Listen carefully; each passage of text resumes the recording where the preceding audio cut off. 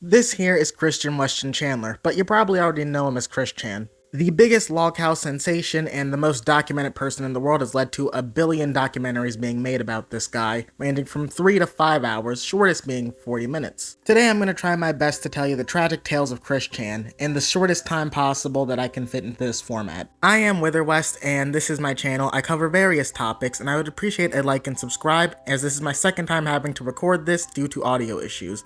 So please sit back, relax, and enjoy as we go over the tragic tales of Chris Chan. Born in 1982 and February 24th in Charlottesville, Virginia, to both Robert and Barbara Chandler, Chris Chan's life started off pretty rocky as they had high-functioning autism, which means they had to have a lot of parental support, but as you'll see throughout this story, they probably had a very lacking amount of that. Being a prominent figure on the internet and the world's most documented man, he is a lolcow, which is someone who we milk for the lulz. I'd also like to point this out, as it's my second time recording it, that Robert Chandler actually did try with Chris Chan to be a parent, but it fell on deaf ears as Chris would find him annoying, and I wanted to clarify that to prove that something was actually trying to be done by the parents, but ultimately it ended up failing. Now, Chris Chan has no stranger, or is no stranger, to lady issues when it comes to his life, because, as you'll see in this story, he has a lot of issues when it comes to the women. Chris Chan actually spent a lot of his time looking for a gal pal, as he always wanted female companionship throughout his life, and he was looking for a boyfriend-free girl, and according to him, no darks and no smokers. I can't find the sign that he exactly posted, but I'm sure you can find it in another documentary, but when I checked Google, there's no trace of the sign anymore. But you'd have to assume someone who's willing to say things and do things like that might be no stranger to controversy, and Chris Chan definitely is not a stranger to controversy, as he has to deal with trolls on the daily for doing terrible things such as blackface. Chris Chan clearly suffers from lack of awareness, and you can see it in this case with this girl, Megan. One of Chris's first gal pals, Megan was trying her hardest to be a friend to Chris, but it's also noteworthy that from what I found out, she is actually aromantic and asexual, and wanted no type of relationship with Chris. But that didn't stop him, as he would never stop persisting her through emails, and eventually tried to join a Parappa the Rapper contest in order to impress Megan, but there were only around 50 people joining this contest, and Chris didn't actually end up taking home the victory for Megan, as he thought he would, because he was doing this in order to win her a PSP and win her heart over. After Chris lost this competition, he actually ended up emailing Megan about this, and keep in mind he was harassing her over this. Megan ended up revealing that she was glad that Chris didn't win, as she couldn't bear the thought of going on a trip with Chris Chan after all the creepy attempts, and they ended up not being friends anymore. But that didn't stop Chris from trying to stalk her in reality, and ended up going to a card place that they played at frequently and getting himself banned from there. The next example of a gal pal that Chris would have comes from a channel called Planet Dolan, if you're familiar with it, as it's been around on YouTube for about 10 years. And he actually ended up having a crush on this girl named Doopy Doover, who was one of the voice actors and artists for Planet Dolan, and he ended up creeping her out just as much. Doopy took pity on Chris, as he was a Patreon supporter and whatnot, but after a long, serious talk with Chris Chan, she decided the best thing to do for her life was to cut him off after an entire arc in Chris's life. But once again, Chris would respond by stalking her on multiple fake accounts, because Chris Chan is persistent when it comes to females. I'd also like to make it known that from the start of this, Chris Chan was most popular for their Sonichu web series, which is a combination of Sonic and Pikachu that he published. If you have the time, you should look up the comics and what they're about, but keep in mind, it is very disturbing and there is a lot of graphic material in these comics, and you'll actually see some of Chris's real-life friends, including Megan, in these comics drawn in sexually explicit ways, which, in my opinion, is definitely not okay, and a lot of the people who featured in these comics said that they were not okay with being seen this way. And there is a time when Chris Chan has a minor in this comic that he says he's disappointed he cannot draw actually. I'll leave that up to you for interpretation, but this has led a lot of people to believe that Chris Chan could possibly be a predator, but as I don't have definitive proof that he is or isn't, as nothing has happened so far, I'll leave that up to the viewer to decide. You may have noticed in the background streaming clip that I'm using, Chris is presenting very femininely. This is because Chris is now known as Christine, as they would transition into being a female later on in life. After not being able to score with women one way, they decided that they would try to score with lesbians, which I would like to issue a huge part of the trans community actually disowned Chris for doing this, and their transition is not recognized at all. I'm sorry to stutter over that, but this is honestly very absurd to me that Chris is now recognized as Christine for a terrible reason.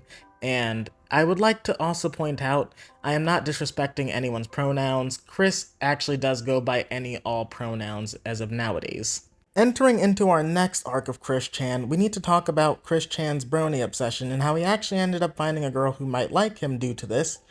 And also, we need to talk about some of the trolls that he encounters. A very notable one being Isabella Janke, who I could make an entire video on in her own right. But keep in mind, she is not a great person, even if she's trolling someone who may also not be the greatest of people. Isabella has her own track record that is lengthy at best, and an entire novel at worst. Chris would end up actually running into a female who liked Chris for who they were and actually ended up having kind of a fat thing, and since Chris Chan is overweight, they were willing to date Chris and genuinely had an interest. Isabella Janke did find out about this and was hoping to go to BronyCon and record Chris by hacking through their devices and using that information and tape to convince Chris to self-terminate. I would like to say right now, I do not condone that activity, no matter who it is, what it is, or however I'm viewing a situation that is obviously terrible.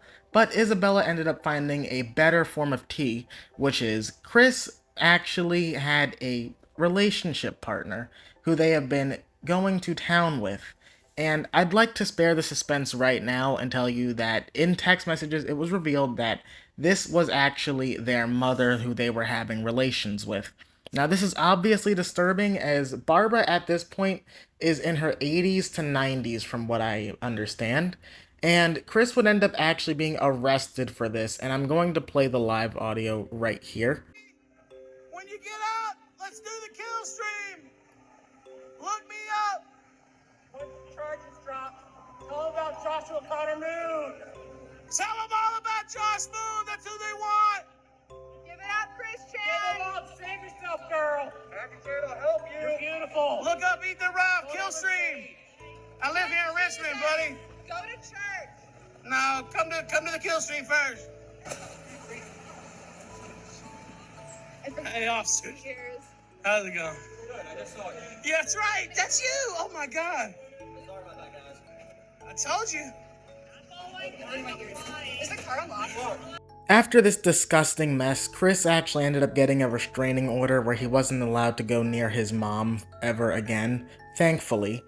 And I would like to also report that it is apparently alleged that it happened, but apparently there was a kit done.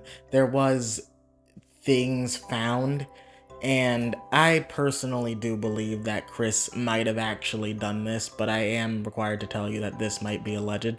But anyway, Chris was actually sent somewhere for 10 years. I believe it was a psych ward where he wasn't supposed to have a phone, but as a lot of people know, that ended up not actually happening, and Chris ended up coming back to YouTube about a year later, and he's now currently streaming with a lot more controversy going on, and even returning back to the home where Barbara was a couple of times, from the looks of a lot of the live streams that I have seen and covered.